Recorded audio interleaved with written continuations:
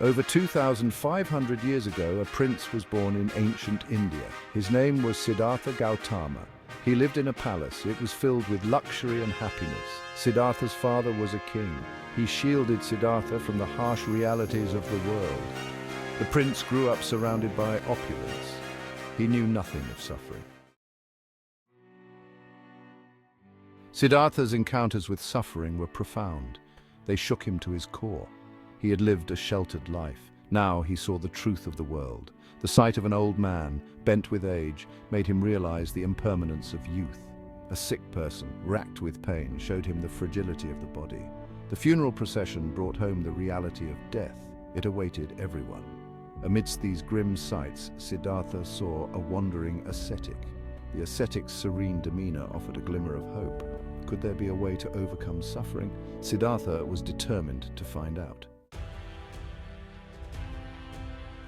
At the age of 29, Siddhartha made a radical decision. He decided to leave the comforts of his palace. He left behind his wife, newborn son, and a life of privilege. This event became known as the Great Departure. Siddhartha sought enlightenment. He wanted to find a way to end suffering.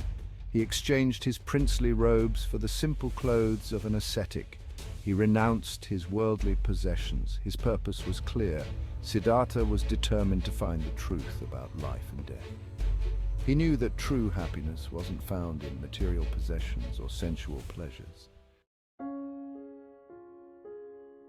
Siddhartha spent years wandering and seeking enlightenment. He studied under various teachers. He mastered different meditation techniques. He subjected himself to extreme asceticism. He believed that denying his body would free his mind. He ate very little and his body became frail. Years passed, but enlightenment eluded him. Siddhartha realized that extreme asceticism was not the answer. He needed a different approach. He remembered a childhood experience. During a meditation under a rose apple tree, he had felt a profound sense of peace. Could this be the key? Siddhartha decided to change his approach. He abandoned extreme asceticism and began to nourish his body. He sat under a fig tree, now known as the Bodhi tree, and vowed to meditate until he found the truth. He sat there for 49 days, facing various temptations and challenges, but he remained steadfast. At the end of his meditation, Siddhartha attained enlightenment. He became the Buddha, the awakened one. He had found the answers he sought. Buddha understood the nature of suffering, its origins, and the path to liberation. He was filled with compassion and wisdom, ready to share his insights. After his enlightenment, Buddha traveled to Sarnath near Benares. There he found his 5 former companions and shared his newfound wisdom with them. This marked Buddha's first sermon. He taught the 4 Noble Truths and the Eightfold Path. These became the foundational principles of Buddhism. The 4 Noble Truths explained the nature of suffering and its cause, while the Eightfold Path offered a way to end suffering. Buddha's teachings resonated with his listeners, and they became his first disciples. They helped him spread his message of compassion and wisdom. Section 7. The 4 Noble Truths. The 4 Noble Truths are the core of Buddhist teachings. They were first taught by Siddhartha Gautama, known as the Buddha, over 2,500 years ago. These truths form the foundation of Buddhist philosophy and practice. They provide a framework for understanding and overcoming suffering. By comprehending these truths, one can embark on a path towards enlightenment and inner peace. First, the truth of suffering. Life is filled with suffering. This suffering, or dukkha, is an inherent part of existence. It encompasses not only physical pain, but also emotional and psychological distress. Birth, old age, sickness, death, and unfulfilled desires all cause pain. These experiences are universal and inevitable, affecting every living being. Second, the truth of the cause of suffering. Suffering arises from attachment, aversion, and ignorance. Our desires and cravings lead us to cling to impermanent things, causing distress when they change or disappear. We cling to what we desire and push away what we dislike. This constant cycle of wanting and rejecting creates a state of perpetual dissatisfaction. Third, the truth of the cessation of suffering. Suffering can be overcome by eliminating attachment, aversion, and ignorance. This state of liberation is known as nirvana, where one is free from the cycle of birth and rebirth. Finally, the truth of the path to the cessation of suffering.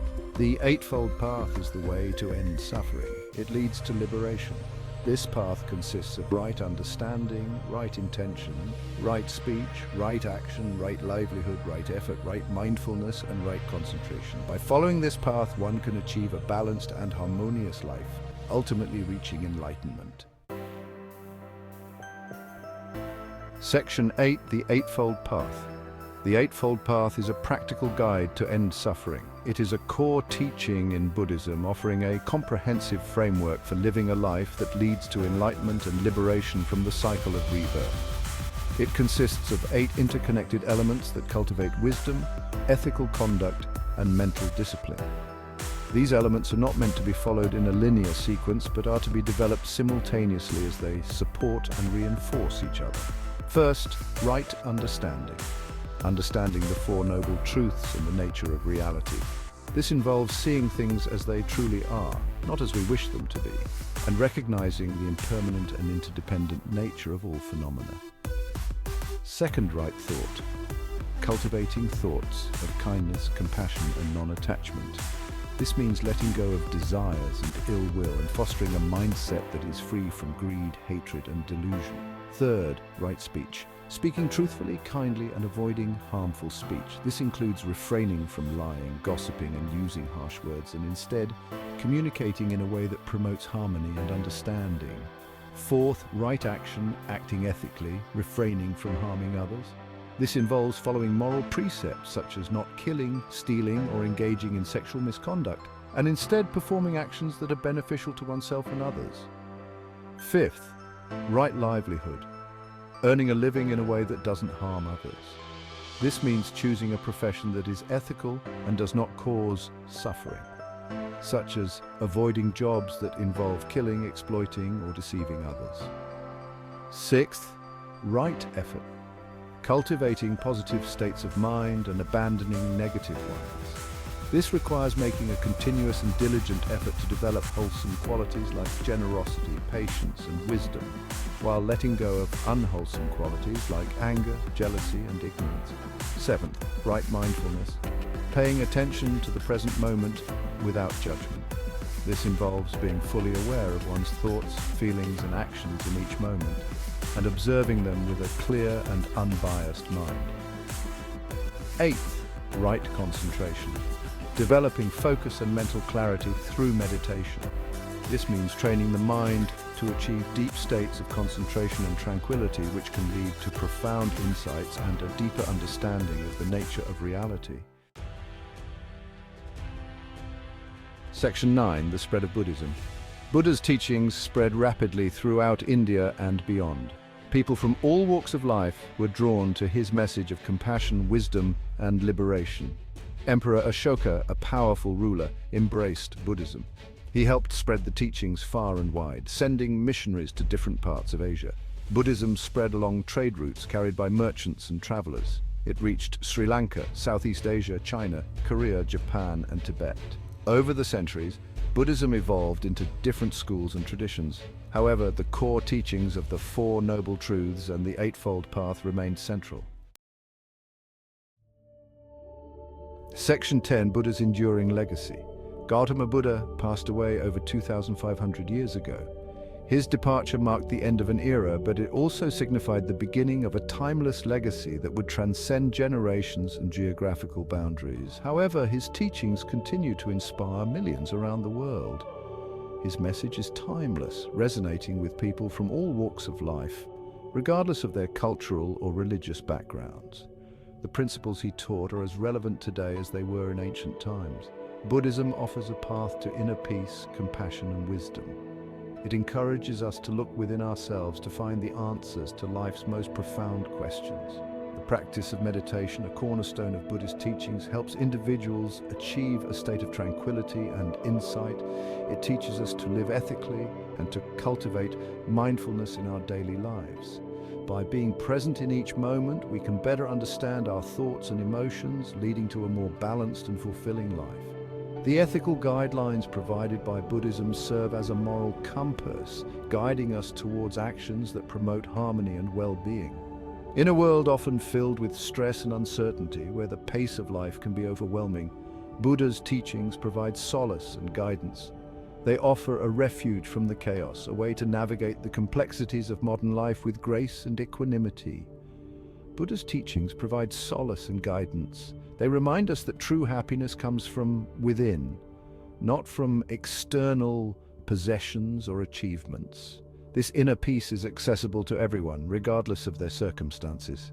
They remind us that true happiness comes from within. By turning our focus inward and cultivating a sense of inner contentment, we can experience a profound sense of joy and fulfillment that is not dependent on external factors. By following the Eightfold Path, which includes right understanding, right intention, right speech, right action, right livelihood, right effort, right mindfulness, and right concentration, we can cultivate inner peace and contribute to a more compassionate and harmonious world.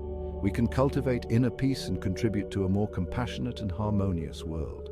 Buddha's legacy lives on through the countless individuals who continue to practice and share his teachings, creating ripples of positive change that extend far beyond their own lives.